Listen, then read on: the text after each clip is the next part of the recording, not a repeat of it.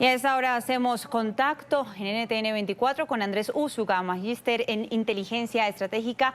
Bienvenido aquí al informativo NTN 24 y comienzo preguntándole las noticias de último minuto que hemos tenido conocimiento aquí en NTN 24 y son detalles muy precisos de lo que acaba de ocurrir en la audiencia en la que estaba el señor Nicolás Maduro y Cilia Flores. Y hay un detalle muy importante, señor Úsuga, que le quiero preguntar, y es que el juez Hellerstein habla de la hora de 11:30 de la mañana del 3 de enero como la hora en que se captura a Nicolás Maduro, es decir, en territorio ya cuando está en territorio estadounidense. Estratégicamente, ¿por qué funciona así ese tema? Bienvenido. Con los buenos días, ¿me puede repetir la pregunta? Me disculpa que no Sí. te alcancé a escuchar. No, tranquilo. Le consultaba que en los detalles que acabamos de conocer aquí en NTN 24 sobre la audiencia en la que estaban Nicolás Maduro y Cilia Flores, hay un detalle que llama la atención y es que el juez Hellerstein asegura que Nicolás Maduro y Cilia fueron capturados a las 11:30 de la mañana del 3 de enero y no en la madrugada del sábado en Caracas. Esto estratégicamente, ¿por qué se hace? Bienvenido. Bueno, la verdad es complejo ver esa hora que da el informe, me imagino que el fiscal que está llevando el caso ante el juez, porque lo que se podría de pronto observar es que toman, es la hora de la legalización de la captura y no la hora realmente de la extracción del personaje desde Caracas. Y me imagino que así se hace porque cuando entran con las tropas, no entran fiscales, no entra policía judicial, lo estoy hablando desde el sistema penal oral acusatorio, que es una copia precisamente del sistema norteamericano y que en Colombia lleva aproximadamente 20 años. Pero solamente eso, por ejemplo, creería yo que estamos hablando de un tema de habeas corpus. No sé si se entiende. Es, es un derecho que incluso nace por allá en el año 1215 y que se ha venido transformando en el tiempo. Por ejemplo, en Colombia son 36 horas desde la captura hasta que se le defina la situación judicial. No sé cuánto será el habeas corpus en los Estados Unidos, pero hay países donde dura, por ejemplo, 8 días el habeas corpus, que es Portugal. Hay otros en los que el habeas corpus son 24 horas. Entonces, lo que yo creería es que intentan dar una hora para que no se viole precisamente ese derecho fundamental que tendría cualquier capturado, y es que se le defina la situación jurídica en determinado número de horas, so pena de tener que verse liberado por las autoridades. Señor Úsuga, el régimen de Cuba confirma que murieron 32 agentes cubanos encargados de la custodia de Nicolás Maduro en este operativo militar de Estados Unidos para la extracción de Maduro de Venezuela. ¿Qué nos dice que el círculo más cercano de seguridad del dictador Maduro era cubano, mayoritariamente? Sí, era cubano, me decías. Sí. Discúlpeme que el sonido está terrible para mí. Le repito, régimen de Cuba, Miguel Díaz-Canel confirma la muerte de 32 agentes cubanos en el operativo que dio con la captura de Nicolás Maduro. ¿Qué nos dice el hecho de que el círculo cercano, más íntimo de seguridad de Nicolás Maduro era mayoritariamente de agentes cubanos? Sí, yo creo que lo que se confirma es lo que pues, el régimen había negado durante muchísimo tiempo, que era que los primeros círculos de seguridad, que los primeros anillos de seguridad fueran precisamente cubanos, y también no sé si el propio régimen lo haya estado escondiendo porque sabemos que no son muy dados hacia la verdad. También se habla de círculos rusos por parte del señor o del contratista Wagner, que han estado inclusive con iraníes compartiendo la seguridad o los primeros anillos de seguridad.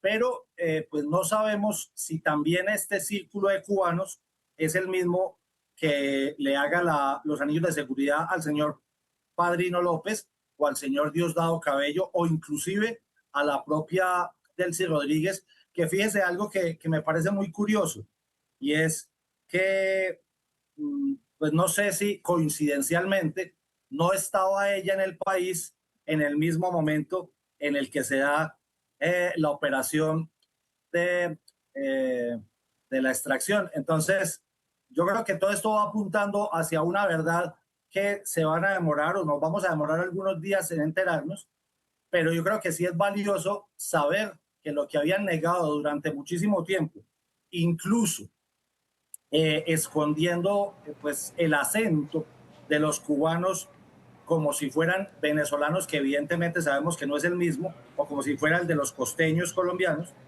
de la costa norte, la costa caribe, pues hoy confirmamos eso y el propio régimen de Cuba lo confirma, y es que el G2 cubano está aliado, siempre ha estado aliado con el SEBIN y con el DGCIM para hacer esa protección de los primeros anillos de seguridad de ese régimen narcodictatorial.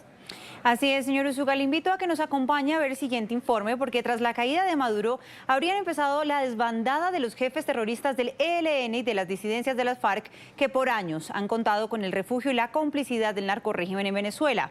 Cabecillas criminales como Iván Márquez estarían huyendo de regreso hacia Colombia, según informaciones de inteligencia que han empezado a ser filtradas.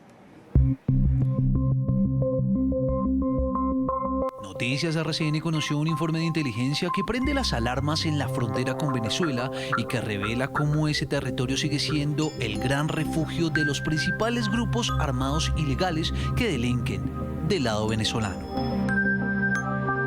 El informe advierte que en medio de la creciente presión de Estados Unidos en Venezuela, cabecillas del ELN y de las disidencias de las FARC estarían evaluando un eventual repliegue hacia territorio colombiano ante el temor de perder la protección que durante años encontraron del otro lado de la frontera. Uno de los datos más sensibles del documento está en este cuadro. De los 6.158 integrantes activos del ELN con presencia en la zona fronteriza, 1.276, es decir, el 20,7%, delinquen desde Venezuela, donde tienen campamentos permanentes bajo el mando de alias Pablito, Gustavo Aníbal Giraldo, uno de los jefes más sanguinarios de esa guerrilla. El informe también confirma que las autoridades tienen plenamente identificadas al menos 30 pistas clandestinas en territorio venezolano, utilizadas por grupos criminales colombianos para el tráfico de oro, droga y armamento, una infraestructura ilegal que opera sin control y que sostiene las economías criminales en esa zona fronteriza. Este mapa, revelado en el documento, ubica 3 puntos estratégicos en suelo venezolano, donde se concentra la presencia de las disidencias de las FARC, en su mayoría de la segunda Marquetalia, al mando de alias Gonzalo Ochalo, alias Iván Márquez y alias John 40. Según inteligencia militar, 186 cabecillas de alto y mediano nivel de estas estructuras criminales estarían hoy plenamente identificados operando desde el vecino país. Las fuentes advierten que ante la pérdida de garantías, movilidad y seguridad en ese país, varios de esos jefes criminales estarían explorando rutas de retorno hacia Colombia, lo que podría reconfigurar el conflicto armado, aumentar las disputas territoriales y elevar el riesgo para las comunidades en departamentos como Arauca, norte de Santander, Bichada y Guaviare. Un escenario que, según inteligencia, también podría traducirse en presiones al gobierno colombiano para retomar diálogos, exigir ceses al fuego o ganar tiempo mientras reorganizan sus estructuras.